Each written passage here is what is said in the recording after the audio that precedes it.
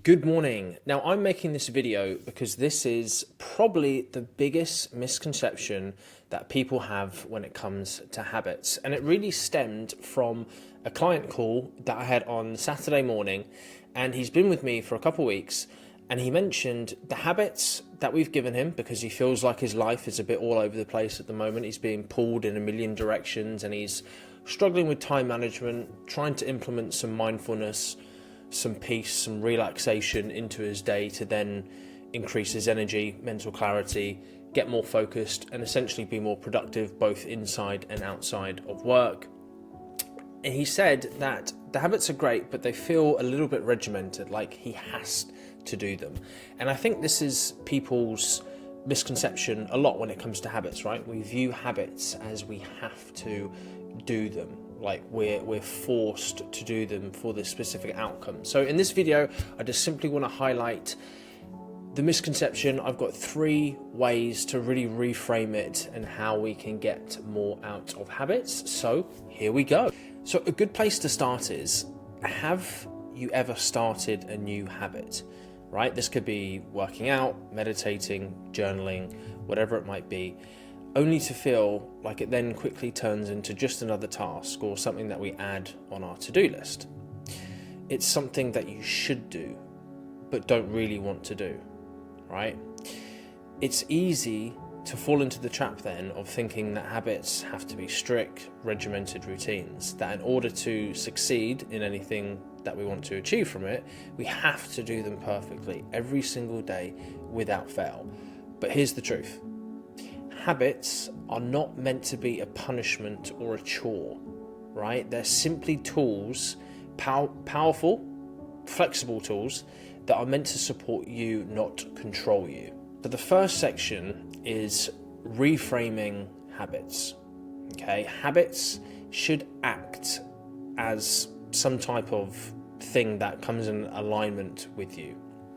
Okay, so habits, simply actions we repeat often enough that begin to feel natural, but the intention behind those habits, that's what gives them meaning, right? So this is how I want you to think of it. Let's say you decide to start morning yoga, right? If you approach it with the mindset of, oh, I have to do this, I'm failing at being healthy, it starts to feel heavy, like a chore, something I have to do. But if we shift our perspective and say, this is my time to reconnect with my body and breathe and just relax myself before the chaos of the day, then the habit becomes a gift to yourself, right? It's something that's grounding, something that's energizing. It's going to benefit you in some type of way.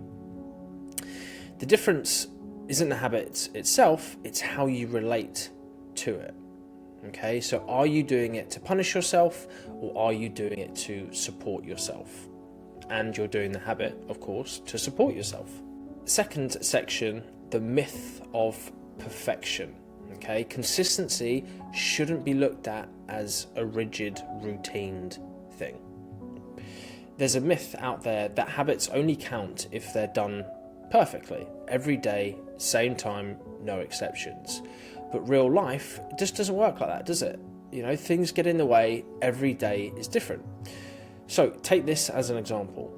You've committed to journaling every night, and one day you come home exhausted, fall asleep early, the next day you think, oh God, I've missed a day, I've messed up, I might as well stop that habit, right? But that kind of thinking makes the habit feel weak. One slip and it all goes to pot, right? It breaks. Now imagine if you gave yourself grace instead. You missed a day, no big deal. You come back to it the next night and pick up where you left off. That's the difference between perfection and sustainable progress. Habits, they're not meant to be a flawless streak. They're a rhythm that you return to. Okay?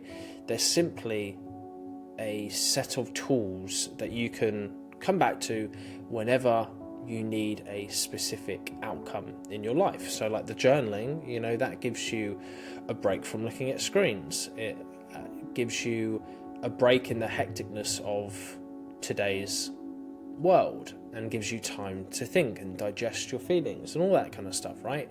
It's not meant to be looked at as, oh, I have to do this every single day at this specific time. It's meant to be looked at as a tool. The third section, flexibility is strength. So let habits adapt with you. When we build flexibility into our habits, we make them resilient and realistic. So let's say you've committed to exercising 5 days a week. Your usual routine is a 45-minute gym session, but one day you're traveling, you don't go to the gym, you're tired, you're jet lagged. The old thinking might say, I can't do my full workout, so it's not worth even doing, right? But what if instead you went for a 10-minute walk or did a short stretch in your hotel room? That still counts, right? It's the consistency. So you're honouring the spirit of the habit, moving your body, not getting stuck on the regimented form of the habit. This kind of flexibility isn't laziness, it's just wisdom, it's everyday life. So it's how you stay consistent in a way that fits in with your life rather than forcing your life to fit into a rigid plan or routine. So to close this out, let's stop thinking of habits as chores to be completed and start seeing them as rituals of alignment.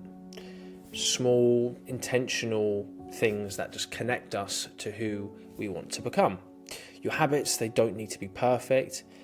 They don't need to look the same every single day at the same specific time. What matters is that they're yours.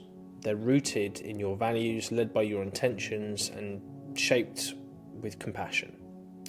Because when habits come from a place of love and not pressure, they stop being things that you have to do and start becoming things that you want to return to.